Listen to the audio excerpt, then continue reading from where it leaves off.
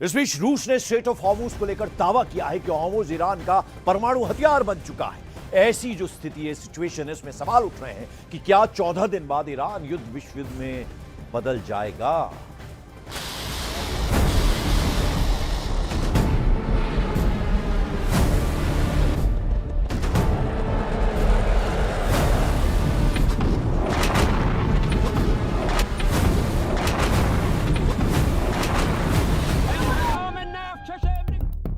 Cease fire की आड़ में सबसे खौफनाक युद्ध की तैयारी।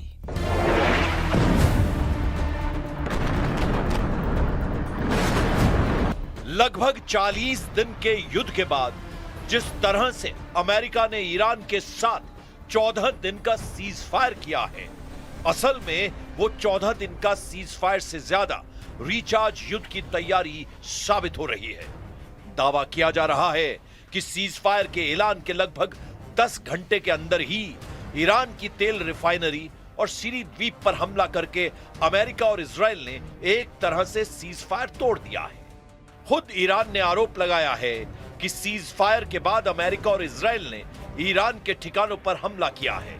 दावा तो यहां तक किया गया है कि ईरान ने पलटवार करते हुए सऊदी अरब, बहरीन, यूएई और इजराइल के ऊपर भी मिसाइल और ड्रोन से हमले किए हैं। हम आपको दिखाने जा रहे हैं कि कैसे 40 दिन से ईरान युद्ध अमेरिका और इजराइल के लिए नासूर बन चुका है और क्यों अमेरिका ईरान के यूरेनियम को छीनते छीनते यू टर्न मारकर वापस भागने को मजबूर हुआ है। हैरान करने वाली बात तो यह है कि इस सीज फायर का सबसे ज्यादा नुकसान अमेरिका और इजराइल को ही रणनीतिक रूप से होता दिख रहा है, क्योंकि अभी भी ईरान का यूरेनियम बचा हुआ है। अभी भी ईरान का पूरा कंट्रोल स्ट्रेट ऑफ हॉर्मुज पर बना हुआ है। अभी भी ईरान की मिसाइल पावर जबरदस्त तरीके से पलटवार कर रही है।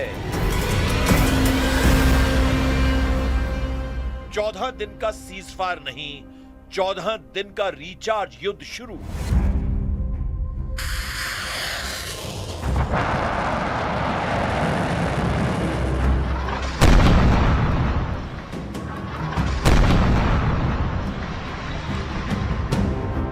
क्या वाकई में 40 दिन तक ईरान पर हमला करने वाले अमेरिका और इजराइल 14 दिन के सीज फायर के बाद ईरान पर हमला नहीं करेंगे, या फिर इन 14 दिनों में अमेरिका और इजराइल नए सिरे से ईरान पर भीषण हमले की तैयारी करेंगे, या पश्चिम एशिया में मौजूद कतर, सऊदी अरब, बहरीन, यूएई, कुवैत में अमेरिका अपने एयर डिफेंस को मजबूत करने में इस्तेमाल करेगा। जो खबरें सामने आ रही हैं वो हैरान करने वाली हैं। दावों के मुताबिक अभी तक अमेरिका और इजराइल ने ईरान पर 13,000 से ज्यादा हमले किए। इसमें निश्चित तौर पर ईरान की सैन्य क्षमता काफी कमजोर हुई है, लेकिन इतनी भी नहीं कि वो घुटने टेक दे। उसके भंडार में अभी भी सैकड़ों बैलिस्टिक और क्रूज मिसाइलों की क्षमता बनी हुई है। ईरान ने 40 दिन के युद्ध में साबित कर दिया है कि ईरान को हवाई हमलों से हराना आसान नहीं, लेकिन अगर जमीनी हमला ईरान पर होता है तो फिर ईरान के साथ ऐसी खूनी जंग होगी जिसे रोकना अमेरिका और इजराइल के बस की बात नहीं रहेगी। हम आपको दिखाते हैं कि कैसे 14 दिन के सीज फायर का फायदा अमेरिका और ईरान उठा सकते हैं। ये 14 दिन युद्ध विराम के कम और रणनीतिक तैयारी के ज्यादा लग रहे हैं। वर्तमान खुफिया रिपोर्टों और अंतरराष्ट्रीय मीडिया जैसे CSIS और ISW की रिपोर्ट के मुताबिक ईरान की नई युद्ध रणनीति और उसके अगले संभावित कदम कुछ इस तरह हो सकते हैं।